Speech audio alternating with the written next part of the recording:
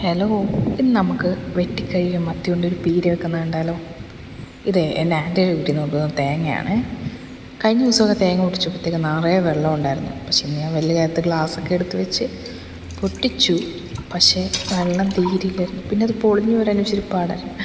ഒരുവിധം ഞാൻ അത് പൊട്ടിച്ചെടുത്തു.